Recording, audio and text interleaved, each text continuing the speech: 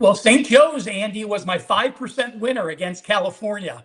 Nice. It was a late game. I woke up. They were down by, I think, 15 points when I checked. I threw my phone on the bed and said, screw this.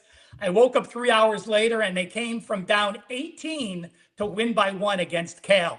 So quite a comeback. Now, they did have to exert energy with that comeback, which is an issue I'll talk about here. Full season, St. Joe's is 24-11 versus the number 112 schedule. They are a defensive-minded team, 191 on offense, 56 on defense.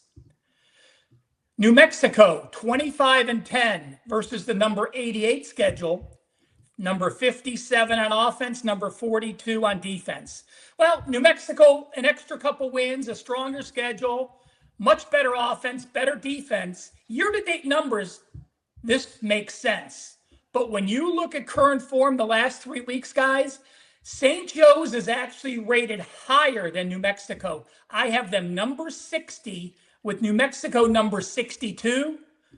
And when we look at this game, over-under, St. Joe's 4-14 over-under, New Mexico 12-6 over-under at home. So we have an away team on the road versus an over team at home. So we're going to throw out the total.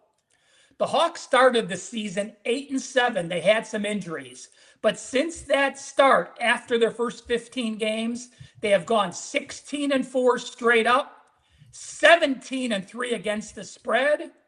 And when they have at least a day of rest and a total under 156, how about 17-2, 89% against the spread, including 9-0 ATS since mid-February, covering by over 9 points per game. The Lobos, 10-8 ATS at home this year, but as a small favorite or a dog, they did well, 5-2 against the spread. They only went 5-6 ATS as a favorite of 8 or more.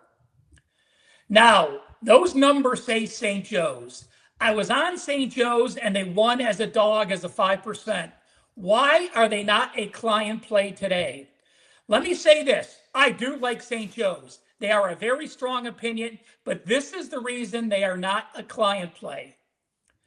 They had to play at Fort Collins in altitude on Wednesday. They actually stayed out west because they had to play at Cal if they won that game. So they didn't have to travel back east and back. What did they do? We talked about that comeback at Cal, and now they're playing again at New Mexico. So they're playing their third game in 6 days and their fifth game in 12 days. Why is that a concern? Well, they're number 321 in bench minutes. They don't play a lot of bench people. Their starters have logged significant minutes. And a tricky thing, most people don't think about playing New Mexico and Albuquerque. Did you guys know the elevation of the pit in Albuquerque is 5,312 feet? So it is over a mile high. People talk about playing in Denver and having altitude. New Mexico is actually higher, but people don't talk about that altitude. That is my concern.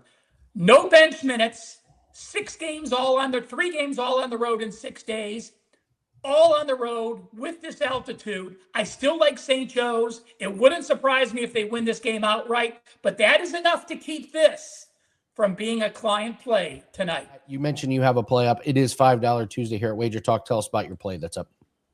Well, number 1 college basketball this regular season. Number 1 March Madness profit last year. My NIT plays 3-0 this year, going for 4-0 tonight.